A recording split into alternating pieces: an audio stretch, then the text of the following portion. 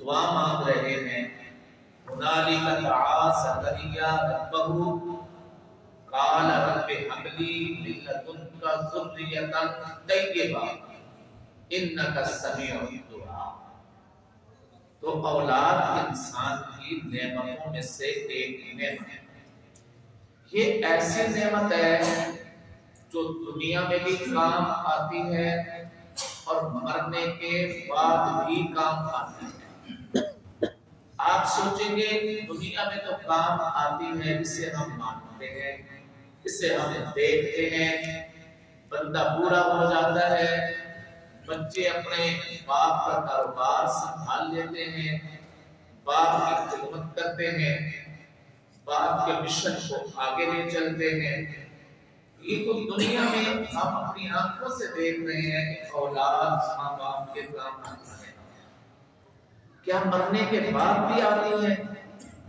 جی بلا شبہ مرنے کے بعد بھی اولادیں ماں باپ کے کام آتی ہیں.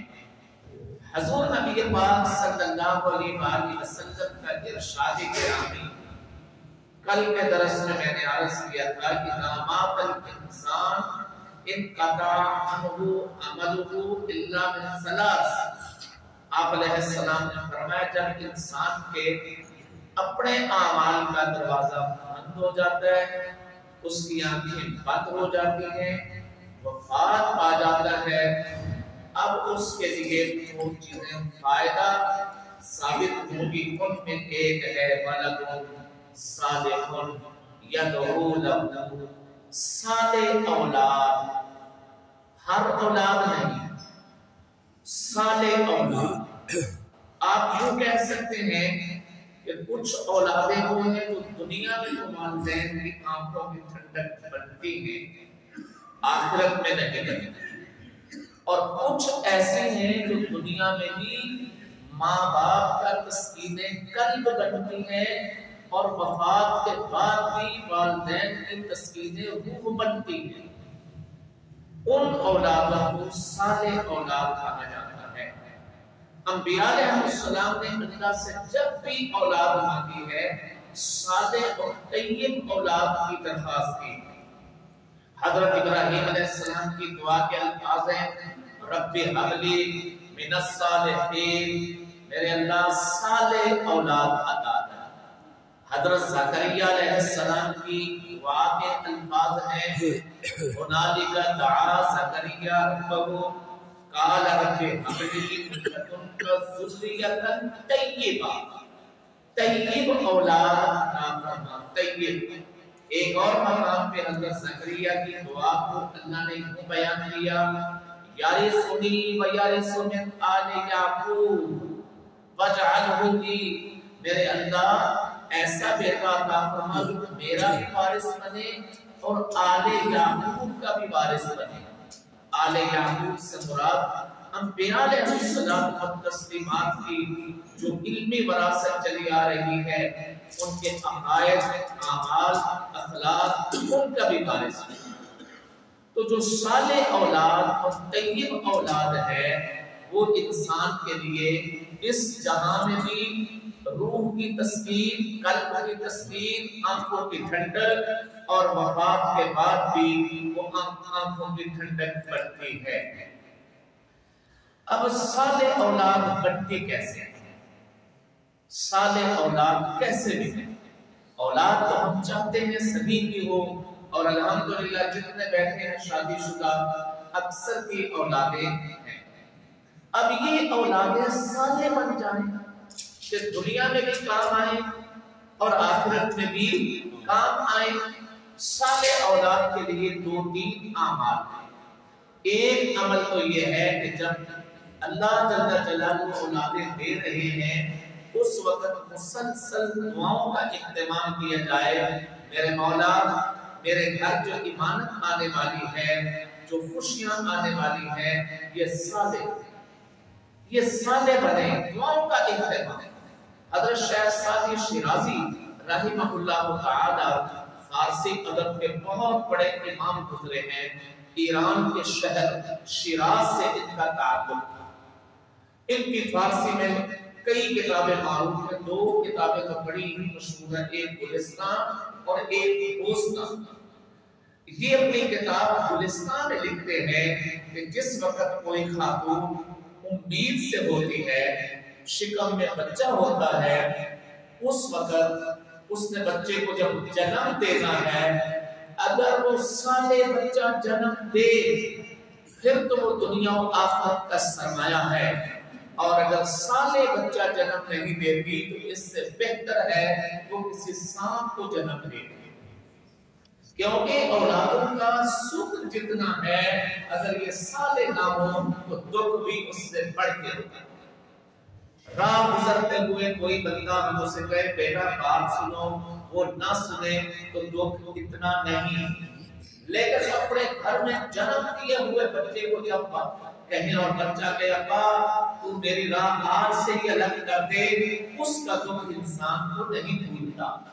تو سالے اولادیں کیسے ہوں، اس کے لیے ایک عمل دعاؤں کا اہتمام، اور دوسرا عمل یہ ہے کہ جن ایام میں بچہ ماں کے شکم میں ہوتا ہے، حتی المسا کوشش ہو کہ میری اہلیہ کی غذا اور خوراک 100% حلال مال سے، 100% حلال مال سے غذا اور خوراک ہوگی تو اس کے اثرات بچے پہ ہوتے ہیں۔ اور جب بچہ جنم لے لیتا ہے، اماں کی گود میں آ جاتا ہے، اب اس کی غذا اور خوراک اماں کی چھاتیوں سے جاری ہونے والا دودھ ہے۔ اس دوران ماں بھی دعائیں مانگے اور حتی الوسع کوشش کرے کہ میرے شکم میں کوئی لقمہ مشتبہ مشکوک نہ جائے، حلال جائے، تو وہ اولاد صالح ہوتی ہے۔ حضرت مولانا قاری محمد طیب رحمہ اللہ تعالی دارالعلوم دیوبند کے 50 سال تک محتمم رہے۔ انہوں نے اپنے خطبات میں ایک واقعہ لکھا، افغانستان کے کسی پرانے بادشاہ کو اطلاع ملتی ہے کہ دشمن ملک کی فوجیں اس کے علاقے پہ حملہ آور ہیں اور ہر قدم ان کا فتوحات کی طرف بڑھتا جا رہا ہے۔ بادشاہ فکر مند ہوا، یہ اگلے دن خبر آئی کہ بیٹا میدان چھوڑ کے بھاگ گیا، میدان چھوڑ کے بھاگ گیا، میدان بیٹا کمان کر رہا تھا۔ بادشاہ اور متفکر ہوا، لیکن بادشاہ کی بیوی کہنے لگی بادشاہ سلامت، بیٹا میدان چھوڑ کے کبھی بھی نہیں بھاگ سکتا، میرا لخت جگر ہے نہیں بھاگ سکتا، نہیں، خبریں جھوٹی ہو سکتی ہیں۔ چند دنوں کے بعد پتہ چلا کہ بیٹا وہ دشمن پہ حملہ آور ہوا ہے اور دشمن کو مار بگایا، ملک محفوظ ہو گیا۔ بادشاہ خوش ہوا، اب اپنی بیوی سے پوچھنے لگا راز کیا ہے؟ جس جزم اور یقین کے ساتھ آپ کہہ رہی تھی کہ میرا بیٹا وہ بھاگ نہیں سکتا میدان سے، تو بیوی نے کہا میرے سرتاج، میں اس راز سے پردہ اٹھا رہی ہوں، جب مجھے اندازہ ہوا میرے شکم میں اولاد آ گئی ہے تو اسی وقت سے میں نے اپنے آپ کو باوضو رکھنا شروع کیا، اور پھر اس کے ساتھ ساتھ میں کوشش کرتی کوئی مشتبہ لقمہ میرے شکم میں نہ جائے، اور جب بچہ پیدا ہو گیا تو بچے کو جب بھی دودھ پینے کی حاجت ہوئی میں نے بغیر غسل کیے ہوئے یعنی ناپاک بدن اس کو کبھی بھی میں نے دودھ نہیں پلایا۔ اور جن دنوں میں عورت اپنے مخصوص ایام میں ہوتی ہے ان دنوں میں نے، چونکہ وہ ایک فطرتی حصہ ہے اور اللہ کی طرف سے ہے، تو میں نے بار بار وضو کر کے باوضو ہو کے تاکہ میرا بدن جس حد تک پاک ہو سکتا ہے پاک رہے، بچے کو میں نے دودھ پلایا ہے۔ آج مجھے یقین ہے کہ وہ بچہ اس دودھ کا اثر ضائع نہیں کرے۔ تو صالح اولادیں ہونے کا جو عمل شروع ہوتے ہیں تو یہاں، اور دوسرا یہ ہے کہ جب بچے سمجھ بوجھ کے قابل ہو جائیں تو والدین انہیں مدد دیں۔ آج ہمارے پاس اپنی اولادوں کے لیے جائیدادیں ہیں، وقت نہیں، اولاد اور والدین میں فاصلہ بہت ہو گیا ہے۔ بچوں کی تربیت کے لیے ہم نے اور ذرائع اختیار کر لیے۔ سب سے پہلا تربیت کا ذریعہ والدین ہے۔ قرآن کریم نے بہت سارے مقامات پہ ان شخصیات کا ذکر کیا ہے جو براہ راست اپنی اولاد کی تربیت کر رہی ہیں.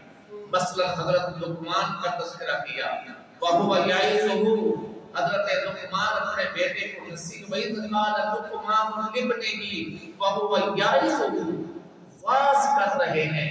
دیکھنا واعظ کا لفظ قرآن نے بولا ہے. واعظ اور خطاب میں فرق ہے، واعظ اور لیکچر میں فرق ہے. لیکچر تو کسی علمی نکتے پہ آپ نے اپنی علمی معلومات فراہم کر دی، اسے کہیں گے لیکچر ہو گیا.